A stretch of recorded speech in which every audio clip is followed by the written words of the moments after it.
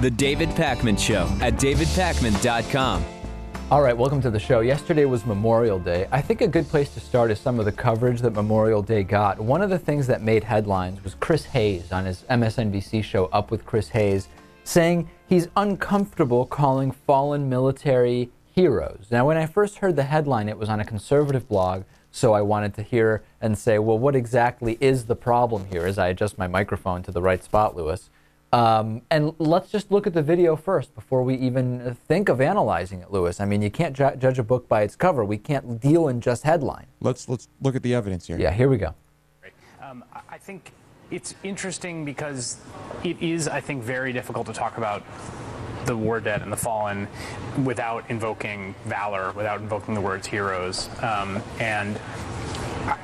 Why do I feel so comfortable about the word hero? I feel uncomfortable about the word hero because it seems to me that it is so rhetorically proximate to justifications for more war. And I don't want to obviously desecrate or disrespect the memory of anyone that's fallen, and obviously there are individual circumstances in which there is genuine and tremendous heroism of, hail of gunfire and rescuing fellow soldiers and things like that. Okay, so then after this, there was a huge what would you call it, Lewis? Blowback to what he said, particularly, mostly from the conservative side. And he came back and said, on Sunday, in discussing the use of the word hero to describe those members of the armed forces who have given their lives, I don't think I lived up to the standards of rigor, respect, and empathy for those affected by the issues we discussed that I've set for myself. I am deeply sorry for that. But in seeking to discuss the civilian-military divide and the social distance between those who fight and those who don't, I ended up reinforcing it, conforming to a stereotype of a removed pundit whose views are not anchored in the very real and very wrenching experience of this long decade of war, and for that I'm truly sorry. There's a lot to unpack here, Lewis, okay? Now, the number one question is, let's analyze what he said. Forget about whether comfortable or uncomfortable, right? Is saying you call all members of the military heroes rhetorically proximate in some way to supporting, endorsing war? Okay, that's question number one. I think that if that is the case, and some would make the case that that is true, I think it is because of the campaign we saw starting with Iraq and extending to Afghanistan, even though Afghanistan actually started before Iraq, the support the troops ideal involving magnets on the back of the car, the ribbons, etc., which in many, many cases blurred the lines between supporting the troops and supporting the war and blindly supporting specific wars and simply blindly supporting wars. And it blurred the lines between respect for the office of the president and respect for the institution of the army versus blind subservience to anything the president wants and anything the troops do. Now, I can understand parents of soldiers and family members of soldiers putting the stickers on their car, proactively doing things like that to support the troops however they feel necessary. But let's be honest here, the Bush administration was basically started this whole thing, number one, so that Bush would win again, and number two, just in general, political posturing, just based on just false as pretenses, leverage, just right. leverage. Okay, but so what? So what? The question I want to get back to, Natan, is when we say all military veterans are heroes, is hero a word that is, again, to quote Chris Hayes, rhetorically proximate with saying everything that anyone ever did in the military in a combat situation was good for the country? Are the two things linked? Honestly, I don't know about that. When I first read this headline, I thought that the story was that he was calling everyone who served in the military a hero, whereas it's wrong because not everyone who serves in the military is a hero. I thought that's what it meant, in the sense of what they actually have done. Being a soldier doesn't necessarily make you eligible for the title hero. With regard to your other question about whether saying that someone's a hero somehow indicates that what they did, the action for which they were brought to fight, was a good one that was good for the country. I don't personally get that impression, but I can see how someone would be offended by the implication that it is. Well, let's talk more broadly. I mean, when we talk about what is, let's take a step back from heroism for a second, okay? What is arguably noble or commendable about choosing to join a military? Now, assuming you weren't induced to join because of a number of socioeconomic factors that led more recruiters to pursue you more actively, as they often do in low-income and more racially diverse areas, right? Let's put aside that entire thing, which we know exists. But let's say you joined, that's it. Is the joining itself the heroic part? In other words, you believe in your country above and whatever that means, above and beyond the specific leaders, that you have a certain level of trust that you are going to generally do good if you join. Some people would say that's heroic. Some people would say that's naive. Who could possibly go about really thinking that the governments are so great and that militaries are going to make the right decisions with their soldiers? Yeah, but I don't think every soldier is even contemplating that. I mean, I think in most cases the act of joining the military is pretty selfless, right? Is that the same as heroic? No, I don't think so. Sometimes it's selfless. Sometimes it's desperate, based on the socioeconomic. I mean, yeah, everyone has a different situation, but in general, I think it is noble and selfless to actively do that. Yeah, I think maybe. Yeah, this is a complicated one. But hero is a completely different word. I mean, how can you? So if you get maimed or killed in combat, you're automatically described as a hero. Well, what if you're in that same, troop and you come out unscathed? Well, people are less likely to call you a hero. But why? I mean, are you less of a hero because you didn't die? Everyone, I mean, I think if you call one of them a hero, you have to call all of them heroes. Well, I think that's the argument some people are making. They're all heroes. Either they all are or none of them are. Because or only you handpick. I mean, it's tough, right? You can't handpick. I don't know. Calling every single soldier a hero kind of waters down the meaning of the word, and it just doesn't mean anything, because how do you distinguish between someone who performed what we would consider to be an incredibly heroic, brave act and every other soldier? So I don't know how you distinguish. And a soldier who might have done that same thing if they were in the same situation but never were. Interesting stuff. So send me your thoughts on this. I mean, talk about the use of hero, talk about whether calling soldiers heroes is rhetorically proximate to supporting wars. Can the two be distinguished? Have they been blurred by that Republican Support the Troops campaign that we've seen so much? There was also something else we have to talk about, a war veterans protest where veterans of current wars threw away medals during a NATO Chicago summit. This was not covered too much by national media, did get some local media coverage. Let's take a look and listen at some of what's going on here. And Lewis, this has not happened since Vietnam, where we have seen a scene like this, where veterans are throwing their medals and denouncing their previous service. Let's take a look. Instead of liberating the people, I was liberating their oil field. One by one, they tossed them. Medals of honor, medals of service, it didn't matter. These war veterans didn't want them anymore. And I have one word for this global war on terrorism declaration, and that is shame. This group of veterans wants the war in Afghanistan to end. These medals don't mean anything to me, and they can have them back. Woo! One by one, the vets took to the microphone, made a statement, and then threw their medals in the direction of McCall. Okay, let's discuss this. Some people would call these actions cowardly. Others would call these actions heroic. Different people probably than the ones that would say every soldier is a hero. What do you guys think? I think I'm going to get into a bad situation here. Everyone's different, though. Obviously, a lot of soldiers take a lot of pride in receiving these medals, but I have to say, I think regardless of your stance on the war, if you're a soldier who does not care about those accolades, then I think that makes you a better soldier. Is it if you don't care about the accolades you'll receive based on what you do? Right. Well, but there's a difference between that and then after the fact saying, you know, I actually reject this and I'm going to actively get rid of it because I don't like what it stands for. That's a different thing than when you're in the action thinking, oh, you know what I'm doing right now I might get a medal for. And what's your reaction, Natan? I mean, generally these types of protesters are not particularly well seen by the moderate and conservative community, members of the military, etc., even though there's a pretty good case to be made that Iraq was a huge mistake and people who ended up serving there, maybe they shouldn't be particularly happy about what they did during that time. Yeah, I mean, there hasn't been a war that I can think of in this country since the Second World War where it's such a clear-cut thing of everyone's going to support the troops because we agree with the cause.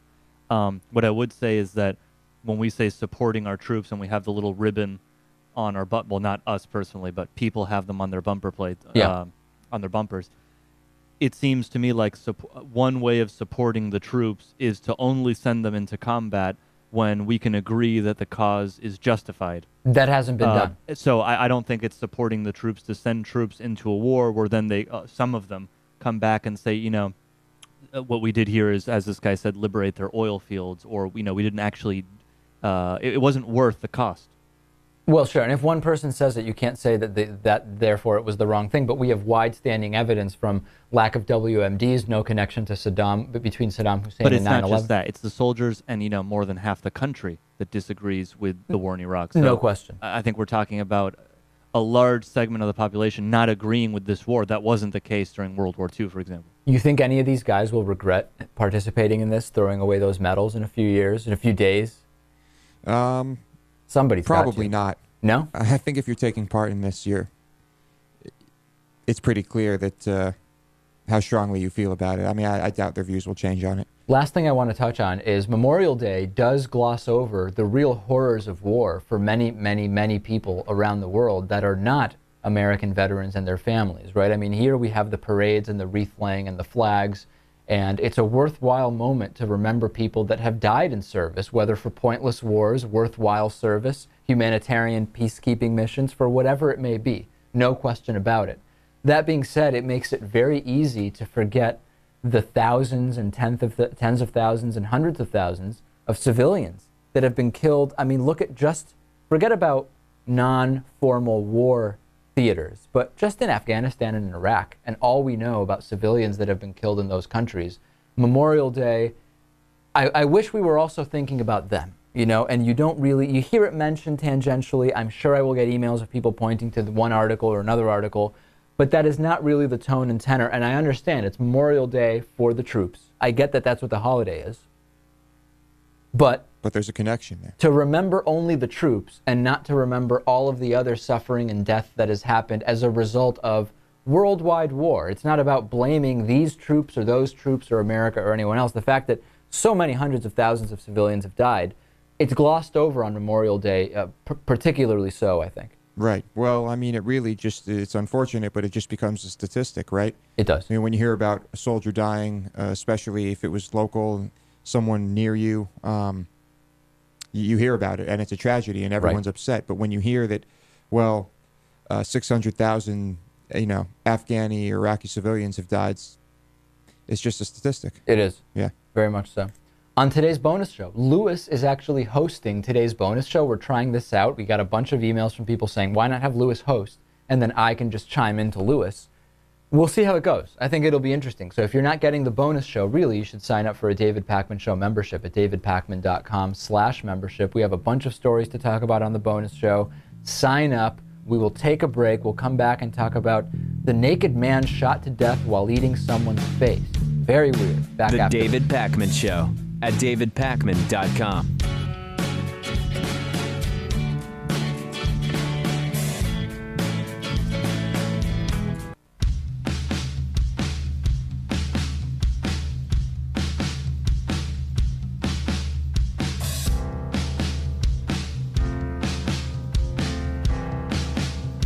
Welcome back to the David Pakman Show. Welcome back to the show. You can support the David Pakman Show free by doing all Amazon.com shopping through the black banner at davidpakman.com. Click it, bookmark it, use it every time you shop.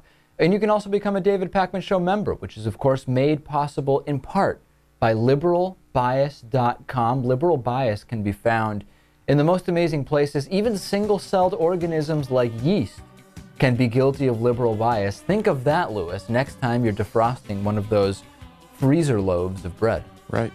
I will do that. Big, big news. Mm-hmm. All right, congratulations. Today's special new member, Tim Wilson. It's great to have Tim Wilson as a member. He sends stories into the show, which we use pretty often, I would actually say. Don't you think, Lewis?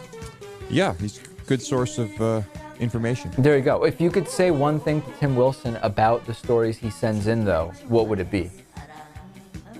Useful. No, I'm not saying if you could say describe the stories in one word. I would say if you could make a suggestion to him about his future story suggestions, what might it be? I'm perfectly happy with what he's been doing. So you wouldn't suggest anything? No. Okay. Wow. Okay. If it's not broken, don't fix it, Dave. Couldn't agree with you more.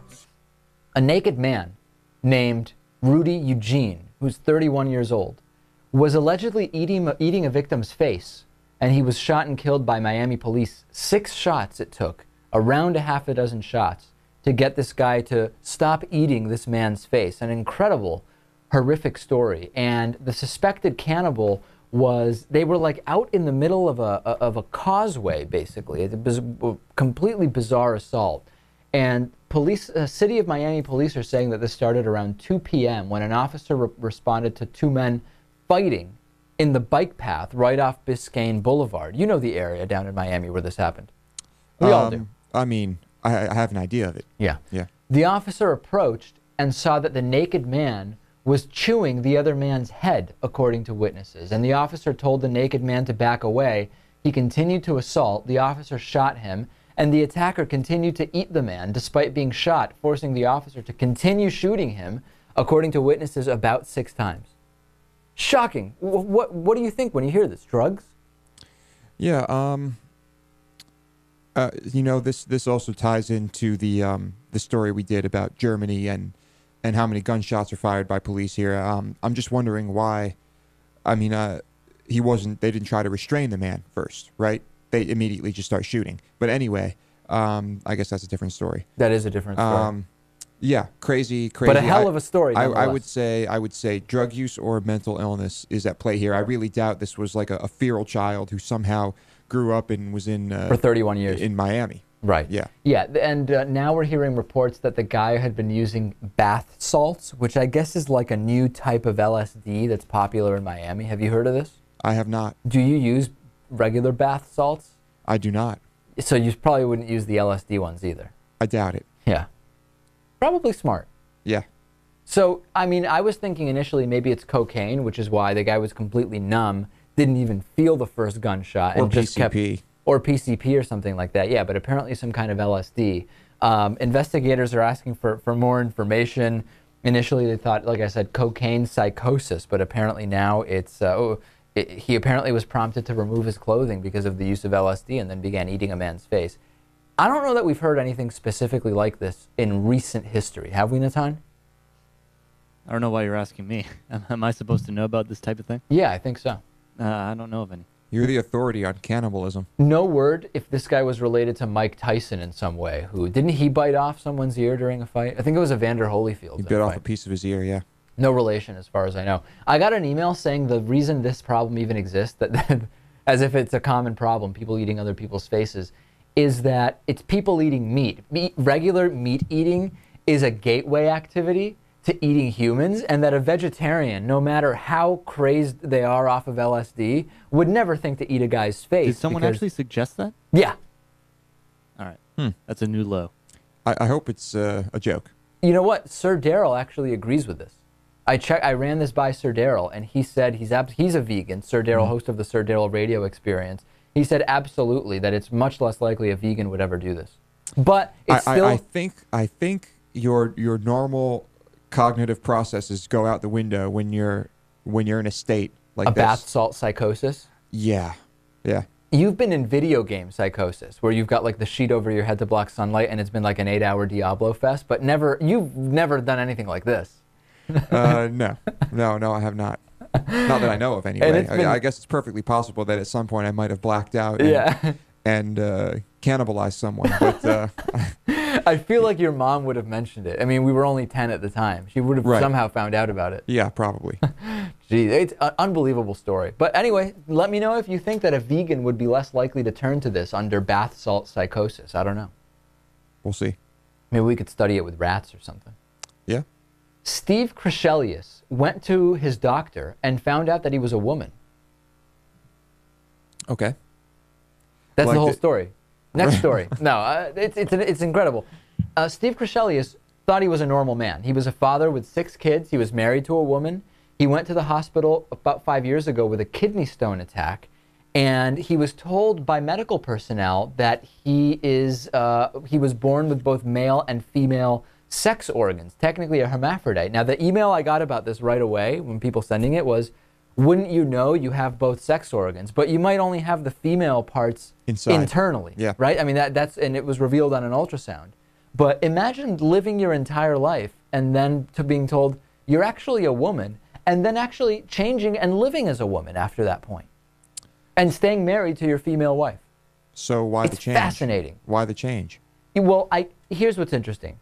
He said that when he was young, he kind of felt like maybe he was a woman. And he cites wearing his mom's clothes and makeup, not telling anyone, and kind of feeling that that was right in some way. But the thing is, he's also at least 50%, if not more, a man. I mean, the guy, he appears to have all the right parts to be a man and has fathered 6 children, Louis. Mm-hmm.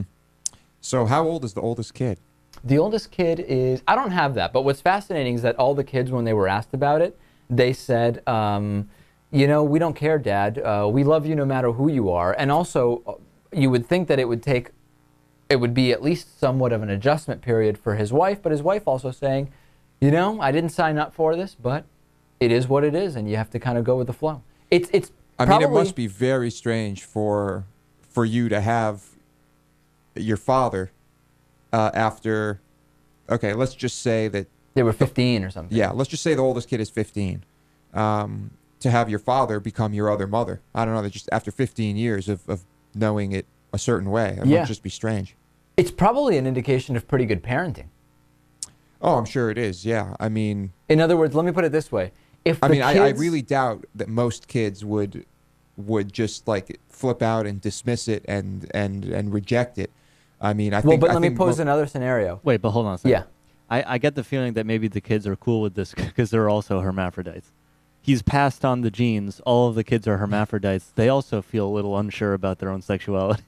Is hermaphroditism hereditary? I doubt it. No. Yeah, I don't think it is. Okay. No, but in all seriousness, let's assume that this was like an anti-gay, very bigoted, racist family, and that's how the kids were raised. I can't imagine the kids would take it the same way. Well, if that were the way they were raised and this was the mentality in that family, then this man would have never turned himself into a woman. You don't think so? No. Well, right. Well, that's what I'm saying. Apparently was already partially a woman, but certainly you know what not I mean. a given. Not sure what to make of this fully, but a compelling story nonetheless. Pretty interesting. Dr. Shaquille Afridi is the doctor who led the Navy SEALs that captured Osama bin Laden to where Osama bin Laden was by setting up a fake vaccination program which allowed him to take DNA samples from the terrorist children. Now, of course, bin Laden was eventually captured in Pakistan, and it turns out now that Dr. Afridi has been sentenced to 33 years in prison for treason as punishment for humiliating this country. Leon Panetta has come out and said that this is disturbing. I think that this goes further. I mean, it's abundantly clear, isn't it, guys, that Pakistan is an enemy of the United States. I mean, there had to have been people that knew bin Laden was there and were hiding him. No question about that. And now, even though in theory they were denouncing bin Laden, they're punishing the guy who led to the capture of bin Laden? This doesn't make any sense. Is it just time for Pakistan to be an enemy? It basically is. I mean, but we're just... It's like we're fighting a war there, but it's like a... I don't even know how to describe it. It's like a mini war, right? Sure. Now, he was sentenced in Pakistan. The Pakistani government sentenced him. Right. Can you imagine what's going to happen to this guy when he's put in a prison, a Pakistani prison, with a bunch of Al-Qaeda and, Taliban? I can't imagine. I mean, Natan, do you think this is the type of situation where President Obama could get in the middle and potentially try to get him out, some kind of diplomatic means, say, I don't even know. Could anyone do anything here? I don't know if he could. I guess it depends on what the reason is that they're doing this. Maybe the reason is that they want to antagonize the U.S. It seems more plausible, and I'm just throwing this out there, it's pure speculation, that there is a pressure from the Taliban and possibly from terrorist groups on politicians to do this. And based on that, it's going to be difficult for Obama to do anything about it. Well, there are sympathizers in the Pakistani government. We know this. I mean, that's why we're pretty sure that bin Laden was able to stay in Pakistan. Yeah. So it's pretty clear. Certainly wasn't there unknown to anyone. That's Right. the case. All right. So what should the U.S. do about Pakistan? Official enemy? Bombing? I know some of our audience is more right-wing, and they're very quick to suggest bombing. Ignoring? I mean, you tell me. What should happen? DavidPakman.com. Let's take a break. Join us on Facebook. Quickly getting to 5,000 Facebook likes. Facebook.com/David Pakman Show. Back after this.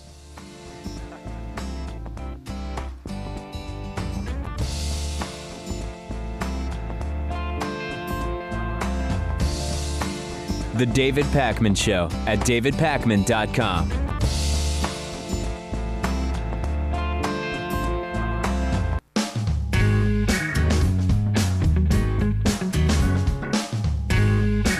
Welcome back to the David Pakman Show.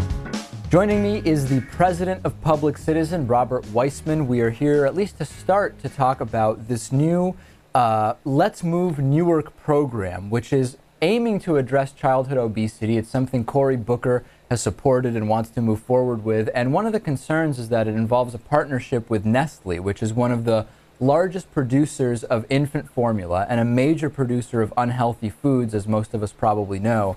Let's just start there, Robert. I mean, what's the concern at face value here? Well, I think it should be pretty obvious to most people at face value. It's kind of like joining up with the oil companies to figure out how to conserve energy, or the tobacco companies to reduce teen smoking. Nestle has an interest in selling its unhealthy products, and it's an awfully strange thing to say you're going to partner with them to try to diminish families relying on the very unhealthy products that Nestle wants to sell. So what do you think is the more likely negative consequence of this? Maybe it's both, but I'll kind of list two options. One is that this is really just going to lead to, it's the profit motive for Nestle. They think through this partnership they can just sell more of their stuff and make more money, and that you'll have basically a public, not public funded, but public subsidized or public endorsed support of this big corporation providing people money. Or number two, is it the health concerns that can come as a result of Nestle being put in this preferential position to distribute some of those unhealthy products? Well, I think the biggest concern is the whitewashing of Nestle's record. I mean, why is Nestle engaging in trying to support a health fitness program in a city that is known for its poverties and the poverty and the challenges that it faces, and trying to help families and communities live healthy lifestyles? It's not because they've got an inherent interest in doing that. It's really to address the growing concern about the role of corporations in facilitating the obesity epidemic that's racking this country and in promoting unhealthy food. So I think the biggest concern is that Nestle is engaged in a whitewashing effort. In terms of the details of what goes into this program, it's awfully strange to say if you're looking for health information, the place to go is to Nestle. Right. Right, absolutely. Well, that kind of gets... If you want to know how to sell candy, you might want to ask them. But if you want to know how to sell health, you probably want to look elsewhere. Well, this also kind of gets me, you talk about childhood obesity and the obesity problem overall, and it gets me thinking of a lot of the different kind of, I don't know that I would call them deliberate disinformation campaigns, or at least misinformation campaigns that we've seen. One that strikes me recently is the high fructose corn syrup, the pro-high fructose corn syrup advertising and stuff that we've seen around, kind of pitching the idea that, listen, a lot of these companies like Nestle and like a lot of the others have high fructose corn syrup in their products, but it's corn syrup. That's natural. There's no pharmaceuticals here. It's just a natural product. And I'm reminded of the idea that just because you start with something natural and you extract part of it and compress it until it's so highly concentrated, coca leaves by themselves are not really a big deal. You can have coca leaf tea in many places in South America. That doesn't mean that therefore cocaine must be fine and a completely perfect thing to use with no health defects. We seem to be forgetting that with a lot of these food campaigns. Yeah, well, poison ivy is a natural product too, That's true. So, yeah, I mean, I think there's a bigger thing about companies that are selling unhealthy foods, realizing there's a lot of pressure on them and they need to reposition themselves, not to change what they're selling or to change how they're selling, but to just sort of fend off this growing political attack. And I have to say, it's a very modest political attack, but it's coming and it's growing in response to this really dramatic obesity epidemic it's sweeping the country and is a disaster among youth across the country. I think part of what companies like Nestle are trying to get at right now is making sure that the health campaigns that emerge don't go after the sellers of the unhealthy products. Yeah, let's do more exercise. Let's talk more about eating apples. But let's not really try to pin blame on companies that are driving the obesity epidemic as part of their efforts to increase their profits. We saw in the 90s, I think it was, that one of the most effective anti-smoking campaigns was I think it was called the Drug Truth campaign, where you would have these, oh, I'm sorry, what was it called? That's right, the Truth campaign. The Truth campaign. Where and the one I remember is you have the body bags being unloaded from a big truck and just placed in front of a tobacco firm's downtown office somewhere, a big building, and then the title says, this is the number of people smoking kills in one day, or something like that.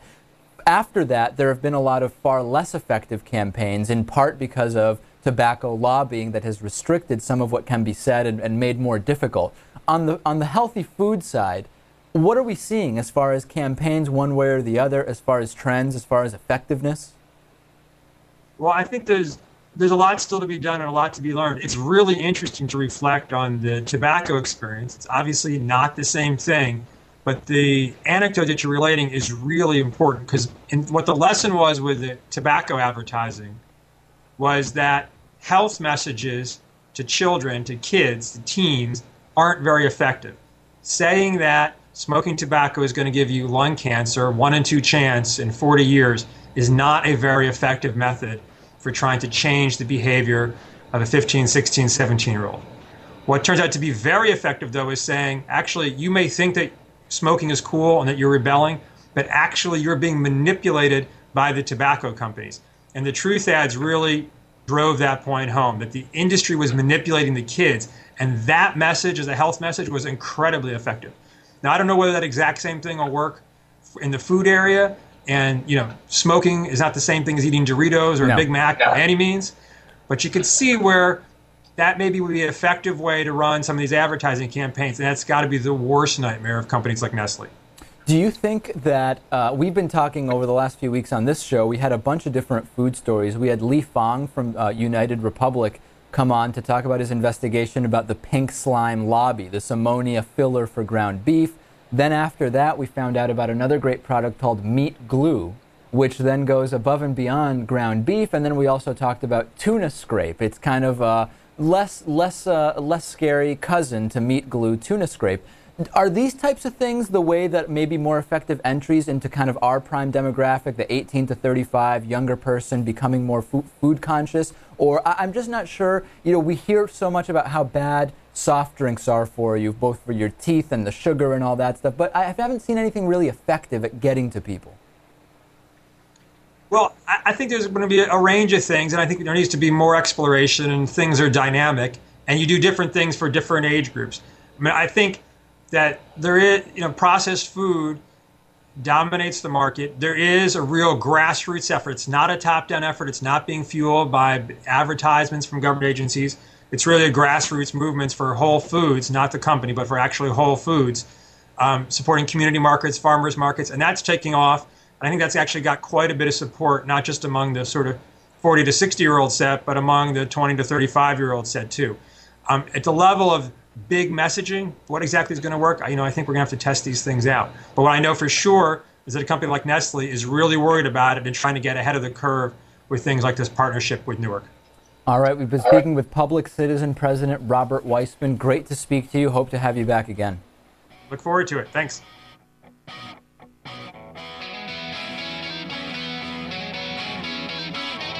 The David Pakman Show at davidpakman.com.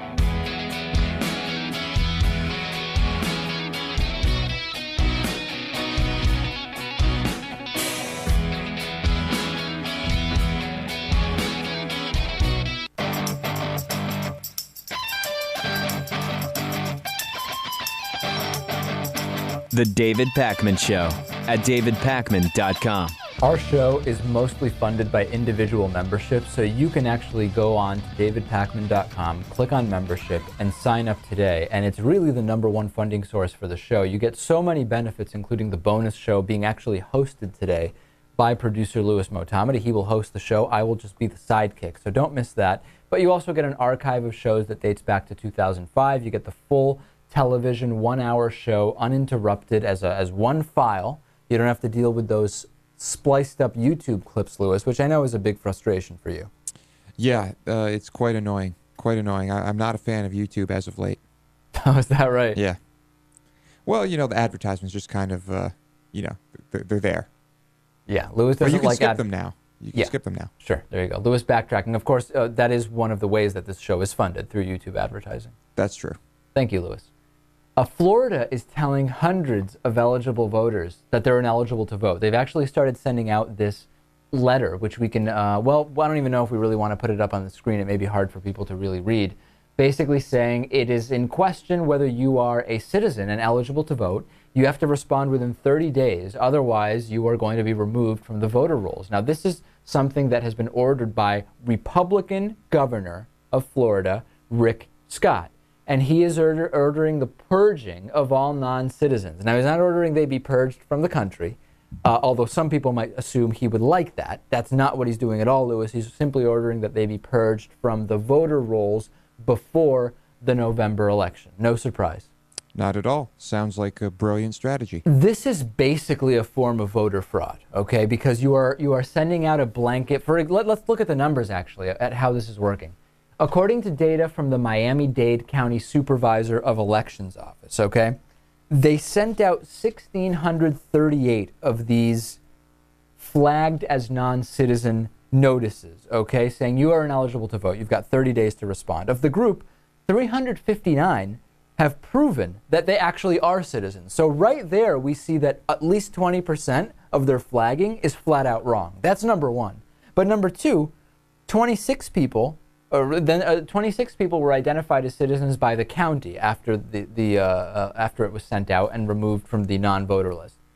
There is no question that because of mailing address lapses, records that are wrong, any number of other things, vacation, it's summer, maybe school teachers are just gone for a month, people who are eligible to vote are going to be removed from the voter rolls, and they are not going to be able to get back on in time to vote in November. This will help Republicans.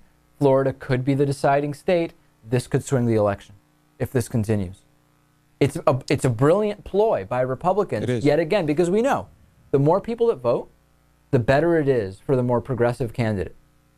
The more people that vote, it's better. And the more people that vote in Florida, it's going to be worse for Mitt Romney. And that's what Rick Scott and everybody involved here wants to prevent. Right. Fortunately, I don't think it will matter, ultimately. I think Obama's got this one in the bag. You don't think it'll come down to Florida? No. Natan, what do you think of that? About Florida or about the general election in general? Well, about it coming down to Florida.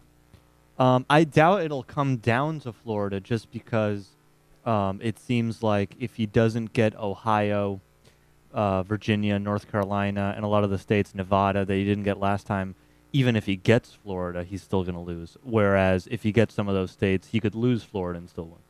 So I don't think it'll depend only on Florida. Regardless, voter suppression, very clear voter suppression.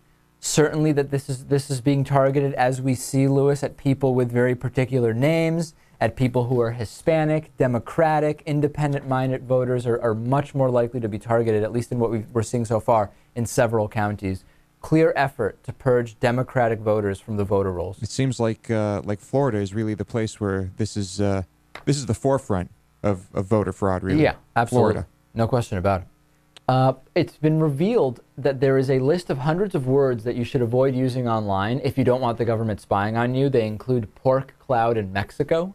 The Department of Homeland Security has been forced to release a list of keywords and phrases that it uses to monitor social networking sites. This is after a Freedom of Information request that was put through. We have the entire list. It's part of the 2011 Analyst's Desktop Binder, used by workers at the National Operations Center of Department for Homeland Security, which works to identify media reports that reflect adversely on DHS and response activities.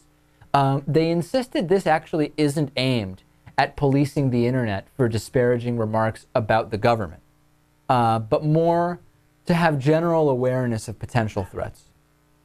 Okay, so should we go over some of these words? Yeah, go ahead.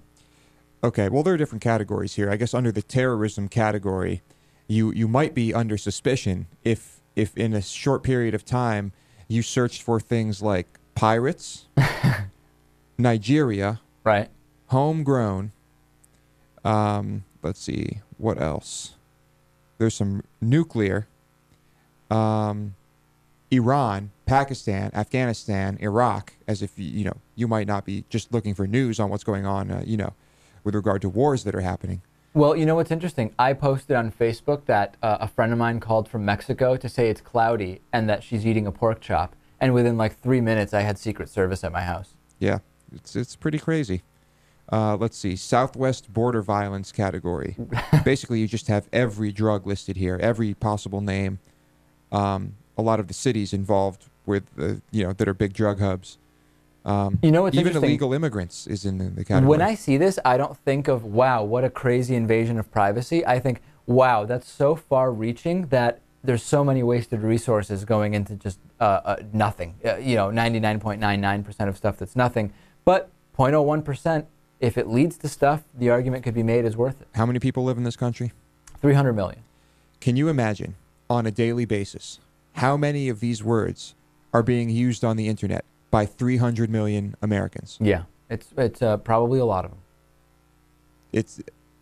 I can't even fathom how they would be keeping track of anything. It would be funny if they worked in like lollipop or something, something really completely like innocuous into this, and then that all of a sudden started getting flagged. Ridiculous. I think they need to narrow this down a little bit. You think so? Which words would you remove? Gas? I would remove gas. I would remove aid, relief. I would remove brownout. There you go. You would think if someone's really planning a terrorist attack, they're going to go for a blackout, not for a brownout. I would remove exercise from the domestic security category. Section. Yeah. All right. Well, send me your thoughts on that list. What else should be on it? What shouldn't be on it? I don't know. DavidPakman.com. Perhaps David Pakman should be on it. Yeah. Okay. Thank you, Lewis. Mm-hmm. Let's get to voicemail and email. The voicemail line, open 24 hours a day, 219-2-DAVID-P. Here is a voicemail about abortion that I received. Hi, David. Just calling in from northern Michigan. My name is Will, and I keep wondering, with all the anti-abortionists, and I don't call them pro-lifers because most of them have no problem with the death penalty. Some of them don't have a problem with killing gays and lesbians inside electrified fences either. So I guess pro-lifers doesn't really fit. But I will say anti-abortionists, I have an idea for them. Why don't they put their money where their mouth is? I'd like to see a registrar of all the anti-abortionists, and then as we have unwanted pregnancies in our country, they'll carry them to term, but then going right down the list, we'll give those babies in an adoption-type process to all the registered anti-abortionists. Then we can start talking about creating laws that force women to have unwanted pregnancies. Okay, well, it's an idea. The thing is, just because I'm in favor of, I get what is being driven at here, but I can say that for whatever reason I am for or against a military action. That doesn't mean I have to be in the military action, otherwise my support of it is completely invalid, right? I mean, I think that's one example. I can at the same time also be really against the killing of animals. That doesn't mean that I have a responsibility to adopt every single animal that someone says they would kill. I think it's a bit of a slippery slope. I think we would agree on the idea that if these people had to choose, absolutely had to choose between either someone getting an abortion or them taking the child, they might backtrack a little bit on their stance. I think you might be right. And on the topic of Mitt Romney and Donald Trump as a pair of running mates, hey, not only are they experts on bankruptcy, Donald Trump has a good relationship with the blacks. That's a quote. I do remember that. All right, we'll see you on the bonus show. Lewis is hosting today. Talk to you then.